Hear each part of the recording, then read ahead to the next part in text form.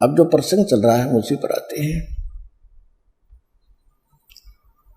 अब तीनों गुणों के द्वारा जो हो रहा है ये ब्रह्मा विष्णु महेश के द्वारा ये हो रहा है। जो इन्हीं ब्रह्मा विष्णु महेश तीनों गुणों के पुजारी हैं, ब्रह्मा विष्णु महेश के, वो राक्षस स्वभाव को धारण किए हुए मनुष्यों में नीच दूषित कर्म करने वाले मूर्ख, ये ब्रह्म कहता ये मेरी भक्ति भी ना करते, यानी ब्रह्म की साधना भी नहीं करते, ये तो आन उपासना तक ही सीमित है।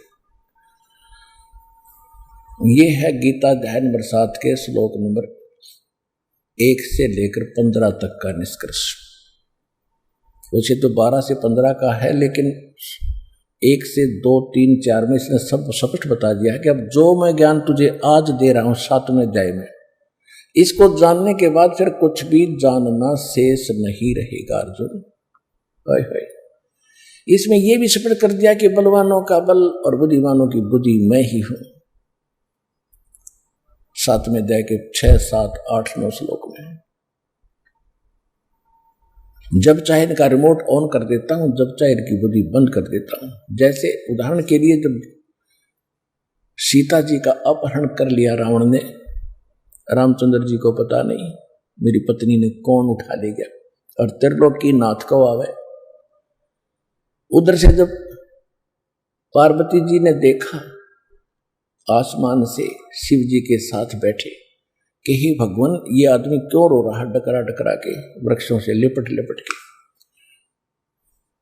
तो श्री शंकर भगवान ने कहा कि इंसान नहीं है, ये विष्णु भगवान के हैं स्वयं, इनकी पत्नी गुम हो गई है इसलिए रो रहे हैं, सीता गुम हो गई है।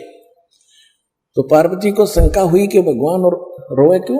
तो पार्वती जी ने कहा कि मैं परीक्षा लूंगी, सीता रूप धारूंगी, इसके सामने जाऊंगी, अगर मुझे पहचान लेंगे कि मैं पार्वती हूं सीता नहीं हूं तो मैं भगवान मान लूंगी, आपकी बात को मैं सत्य मानूंगी। तो भगवान शिव ने कहा कि ऐसी गलती मत कर देना, यदि तूने सीता रूप बना लिया तो मेरे लिए पत्नी रूप में स्वीकार्य नहीं रहेगी, क्योंकि वो मेरे बड़े भाई की पत्नी है और बड़े भाई की पत्नी मां के तुल्य होती है, तू मेरी मां बन जाएगी।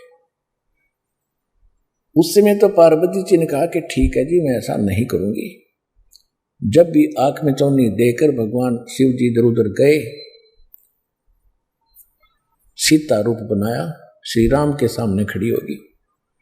अब वहां काल ने उस अपने पुत्र विष्णु की बुद्धि ऑन कर दी राम की, और कहा कि हे दक्ष की बेटी माया, आप यहां किस लिए आई? भगवान शिव कहां रह गए, कहां छोड़े आई? तो बड़ी शर्मिंदा हुई पार्वती जी और कहा सचमुच भगवान शंकर आपको ठीक ही प्रणाम कर रहे थे, क्योंकि भगवान शिव ने जब ऊपर से प्रणाम किया तो पार्वती देख रही थी कि ये, क्योंकि पार्वती जी तो उसी को भगवान मान रही थी। हमारी यही स्थिति है, हम जिसकी पूजा करते हैं हम उसी को भगवान मान बैठे, उसके ऊपर मानते ही नहीं। तो पार्वती जी को यह भ्रम था कि महादेव जी के ऊपर कोई परमात्मा हो ही नहीं सकता, ये किसको प्रणाम कर रहे? इस शंका का उसने समाधान करने के लिए ये ड्रामा कराया था। तो श्री रामचंद्र जी ने जब तो पहचान लिया कि तुम तो दक्ष की बेटी हो, भगवान शिव को कहां छोड़ आई? अपनी पत्नी का पता नहीं उसने कौन उठा ले गया, उसको खोजते पर रहे जैसे किसी की गाय गुम हो जाया करे, कोई इधर पूर्व में गया खोजने, कोई पश्चिम में, हनुमान जी को पता लग गया, वो संदेशा ले आई जब आप सीता पाई। तो इससे सिद्ध हो गया कि कहता कि बुद्धिमानों की बुद्धि मेरे हाथ में है, मेरे कंट्रोल में है, जब चाहे इनको ऑफ कर दूं, जब चाहे ऑन कर दूं। और जिस समय महाभारत का युद्ध इसने करवाया, अर्जुन मना करता था मैं लड़ूंगा नहीं, भीख मांग कर खा लूंगा, भगवान ये पाप नहीं करना चाहते, ऐसे राज के आग लगे। लेकिन उस समय काल श्री कृष्ण में प्रवेश करके उसको इतना डरा धमका दिया, सब भयंकर रूप दिखा दिया, ज्ञान का बहाना करके इधर उधर की अटपट करके उसने नाश करवा ही दिया। और उसमें अर्जुन के अंदर प्रवेश करके उसने ना जाने कितने मार डाले, उसमें ताकत दे दी।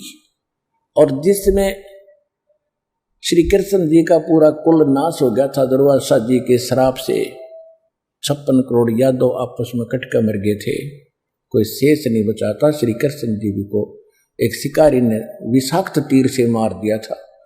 उसमें अर्जुन वहां की औरतों को लेकर इंद्रप्रस्थ आ रहा था। उसके पास वही धनुष था जिसको महाभारत में प्रयोग किया करता था, एक का मारा था 20 में से निकल जाता था, वही धनुष उसके पास था।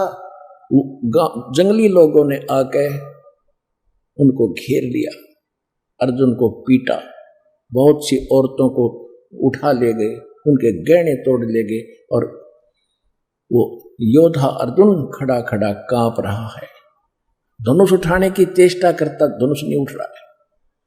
तो बाद में रोता है कि इस कृष्ण जी ने हमारे साथ धोखा ही धोखा किया। जब मुझसे युद्ध करवाना था तब तो मुझे बल दे दिया, मैंने लाखों लोगों का कत्लेआम कर दिया इस तीर के साथ, इसी धनुष के द्वारा, और आज ये मेरे से उठ नहीं रहा, इसने मेरी सारी शक्ति छीन ली। ये बड़ा छलिया और कपटी आदमी था, जो नेक व्यक्ति नहीं था। तो यहां परमात्मा कहते तुमने इस बीमारी की जड़ का नहीं पता। श्री कृष्ण बुरा नहीं था, श्री कृष्ण छलिया नहीं था। छलिया तो यो काल है जो गुप्त रहकर सारे काम करता है।